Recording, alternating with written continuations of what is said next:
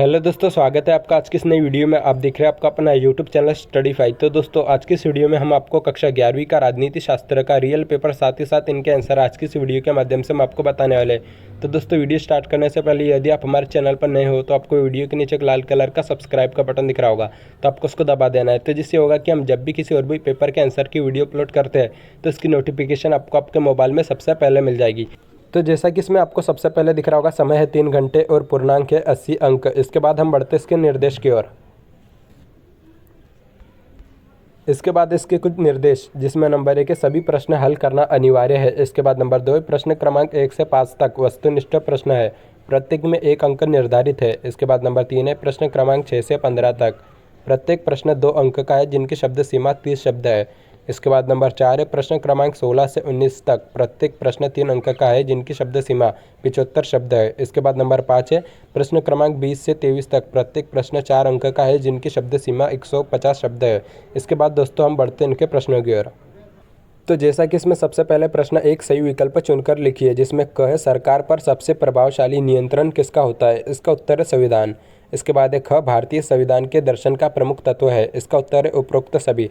यदि दोस्तों आपको इसके अलावा किसी और भी पेपर की वीडियो देखनी है तो वीडियो के नीचे एक लाल कलर का सब्सक्राइब का बटन दिख रहा होगा, तो आपको उसको दबा देना है। तो जिससे होगा कि हम जब भी किसी और भी पेपर की वीडियो अपलोड करते हैं तो इसकी नोटिफिकेशन आपको आपके मोबाइल में सबसे पहले मिल जाएगी। इसके बाद हम बढ़ते हैं अगले प्रश्न की ओर। इसके बाद ग निम्नलिखित में से किस राज्य को अनुच्छेद 371 द्वारा विशेष श्रेणी प्रदान की गई है। इसका उत्तर है नागालैंड। इसके बाद है घ, इसका आंसर आ जाएगा उत्तर 33। इसके बाद हम बढ़ते हैं अगले प्रश्न की ओर। इसके बाद है च, व्यक्तित्व के उच्चतम विकास हेतु निम्नांकित में क्या परमावश्यक है। इसका उत्तर है अधिकार। इसके बाद है छ, इसका आंसर आ जाएगा 6 वर्ष। इसके बाद हम बढ़ते हैं अगले प्रश्न की ओर। इसके बाद है प्रश्न 2, रिक्त स्थानों को भरिए, जिसमें क संविधान सभा में उद्देश्य प्रस्ताव रिक्त स्थान ने प्रस्तुत किया। इसका उत्तर है पंडित जवाहरलाल नेहरू। इसके बाद ख है 1947 के जापानी संविधान को साधारण बोलचाल की भाषा में रिक्त स्थान संविधान कहा जाता है। इसका उत्तर है शांति। इसके बाद ग, सर्वोच्च न्यायालय के केशवानंद के मामले में रिक्त स्थान में निर्णय दिया था। इसका उत्तर है 1973। इसके बाद घ है, इसका आंसर आ जाएगा निवारक। इसके बाद है च, इसका आंसर है महाभियोग। इसके बाद है छ, रिक्त स्थान मतदान प्रणाली में मतदाता सीधे ही अपने प्रत्याशियों को निर्वाचित करता है। इसका उत्तर है प्रत्यक्ष। इसके बाद जय ने संविधान सभा का बहिष्कार किया। इसका उत्तर है मुस्लिम लीग।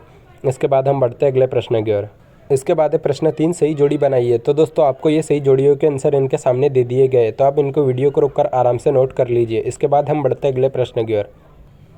इसके बाद है प्रश्न 4, एक शब्द या एक वाक्य में उत्तर दीजिए, जिसमें क, मोतीलाल नेहरू द्वारा संविधान सभा की मांग कब की गई थी।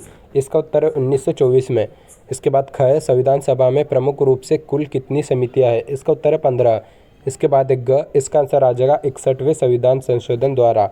इसके बाद है घ, राष्ट्रीय मानव अधिकार आयोग का गठन किस वर्ष किया गया। इसका उत्तर है 1993 में। इसके बाद च है, किसके सुझाव पर राज्य के नीति निर्देशक तत्वों को भारतीय संविधान में सम्मिलित किया गया। इसका उत्तर है BN राव।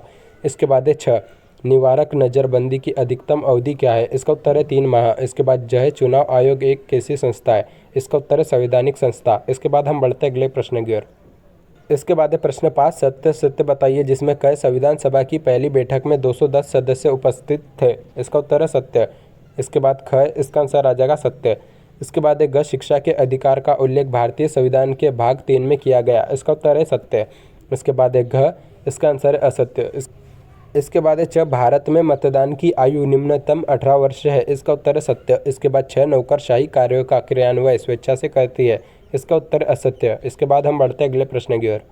इसके बाद है प्रश्न 6, संविधान सभा से आप क्या समझते हैं। इसके बाद है प्रश्न 7, भारतीय संविधान सभा को वकीलों का स्वर्ग क्यों कहा जाता है। इसके बाद है प्रश्न 8, कैबिनेट मिशन योजना क्या थी। इसके बाद है प्रश्न 9, भारतीय संविधान के मूल ढांचे अथवा आधारभूत ढांचे को समझाते हुए उसके तत्वों को लिखिए। इसके बाद है प्रश्न 10, शोषण के विरुद्ध अधिकार के अंतर्गत कौन कौन से 2 प्रावधान हैं। इसके बाद है प्रश्न 11। तो दोस्तों आप इसको वीडियो को रोककर आराम से नोट कर लीजिए। इसके बाद हम बढ़ते हैं अगले प्रश्न की ओर। इसके बाद है प्रश्न 12, मौलिक अधिकारों की कोई 4 विशेषताएं लिखिए।